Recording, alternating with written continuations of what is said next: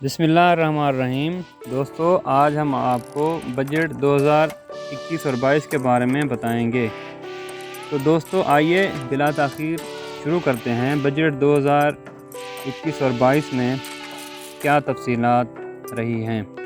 پہلے تو یہ جان لیتے ہیں کہ بجٹ کیا ہوتا ہے۔ بجٹ کا مطلب یہ ہوتا ہے کہ اس سال ہم کتنی رقم کمائیں گے اور اس رقم کو کہاں کہاں کن کاموں پر خرچ کریں گے۔ اس سے پہلے بھی بہت سے بجٹ پاس ہوئے ہیں، لیکن حکومتوں میں بیٹھے ہوئے لوگ صرف کوشش کرتے تھے کہ جہاں اپنے مفاد ہوا کرتے ہوں وہ بجٹ بڑھایا کرتے تھے اور عوام کو زیادہ ریلیف نہیں ملتا تھا۔ موجودہ گورنمنٹ نے 2 سال پہلے جو بجٹ پاس کیے ہیں اس میں بھی عوام کو کوئی خاص ریلیف نہیں دیا گیا، لیکن اس بجٹ میں ریلیف کی کوئی شکل نظر آئی ہے۔ تو دوستو، حکومت کے پاس بہت سارے سیگمنٹس ہوتے ہیں، اور پچھلے سالوں میں جو بجٹ کا خسارہ تھا، پچھلے بجٹ میں $20 ارب کا کرنٹ خسارہ تھا۔ تو اس سال جو ٹوٹل بجٹ پیش کیا گیا 8,487 ارب کا بجٹ پیش کیا گیا، تو اس میں جو تقسیم ہوئی 9,964 ارب کا جو بجٹ تھا وہ ڈیولپمنٹ کو دیا گیا، اور اس طرح سے دفاعی بجٹ جو پاکستان کا ہے 1,370 ارب روپے کا ہے، جو کہ ٹوٹل بجٹ کا 16% ہے۔ یہ جو 80% بجٹ والی بات ہوتی ہے یہ جھوٹ ہے۔ تو پینشن کا جو بجٹ رہا ہے وہ 8% ہے، اس میں فوج کی اور باقی سب اداروں کی پینشن شامل ہے، اور اس بجٹ کا 36% جو سب سے بڑا حصہ ہے وہ قرض کی ادائیگی پر لگے گا، جو سود لگتا ہے اس کے اوپر ادا ہوگا۔ تو پاکستان کا جو دفاعی بجٹ ہے وہ انڈیا سے بہت کم ہے۔ انڈیا کا 4,200 ارب ہے، جبکہ پاکستان کا 1,300 ہے، اور دوسرے ملکوں ترکی سے بھی کم ہے۔ ترکی کا بجٹ 1,800 ہوتا ہے، اور ایران کا 2,000 سے بھی زیادہ بجٹ ہوتا ہے۔ اور بجٹ کی کچھ رقم ڈیم بنانے پر خرچ ہوگی، نیلم اور پاور پروجیکٹ پر بھی خرچ ہوگی۔ اس طرح سے جو مزدور کی کم از کم مزدوری مطلب رکھی گئی ہے وہ 20,000 ہے، کم از کم مزدوری 20,000 ہے۔ اور قرآن پاک کا جو کاغذ امپورٹ ہوا کرتا ہے، تو اس کاغذ پر جو ٹیکس ہوتا ہے وہ گورنمنٹ نے ختم کر دیا ہے۔ اسی طرح باقی سرمایہ کاری میں بھی کافی اضافے کے لیے بجٹ رکھا گیا ہے، تاکہ باہر سے سرمایہ کار پاکستان میں آئیں، اور سرکاری ملازمین کی تنخواہوں میں 10% اور پینشن میں 10% اضافہ کیا گیا ہے۔ پینشنر حضرات پریشان تھے کہ ان کی پینشن پر ٹیکس لگ رہا ہے، تو کوئی ٹیکس نہیں لگا، بلکہ 10% اضافہ ہوا ہے۔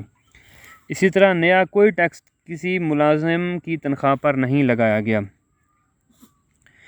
اور خوراک اور توانائی میں بھی بجٹ کو پرائرٹی دی گئی ہے۔ تیسرے نمبر پہ زرعی شعبے کو بھی بجٹ میں رکھا گیا ہے۔ زرعی اصلاحات کے لیے بھی رقم خرچ کی جائے گی، اور اس طرح سے زرعی اصلاحات کے ساتھ ساتھ کاشتکاروں اور کسانوں کو بھی بلا سود قرضے دیے جائیں گے، اور اس طرح سے باقی روڈ انفراسٹرکچر بنایا جائے گا۔ موسمیاتی تبدیلیاں کے لیے بھی بجٹ رکھا گیا ہے۔ اس طرح سے باقی ٹیکنالوجی کے ساتھ علم حاصل کرنے کو بھی اس بجٹ میں جگہ دی گئی ہے کہ ٹیکنالوجی کے ذریعے علم حاصل کیا جائے، اور شہریوں کی فلاح بہبود کے لیے بھی فنڈ رکھا گیا ہے، جس میں روڈ انفراسٹرکچر وغیرہ بنایا جائے گا۔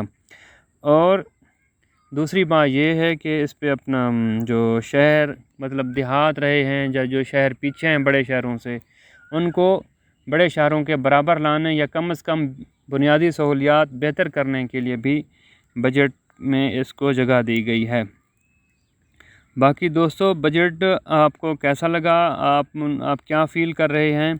اور بجٹ کے آنے والے دنوں میں گورنمنٹ نے گاڑیوں پر بھی ٹیکس ختم کیا ہے، اس میں FAD کو ختم کیا ہے، اور اس پہ FAD بالکل زیرو کر دی ہے، اور امپورٹس پہ اوپر جو ٹیکس تھا وہ بھی ختم کر دیا ہے، اور 850 cc سے نیچے کی گاڑیوں پر 17% جو سیلز ٹیکس تھا اس کو کم کر کے 12.5% کیا گیا ہے۔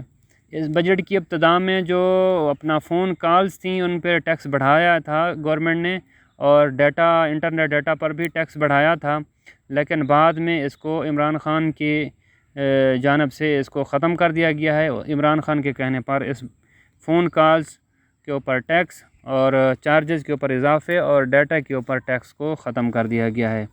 تو امید ہے انشاءاللہ یہ سال ہمارا اچھا گزرے گا، تو موجودہ سال انشاءاللہ اچھی امیدیں لائے گا اور ملک ترقی کرے گا۔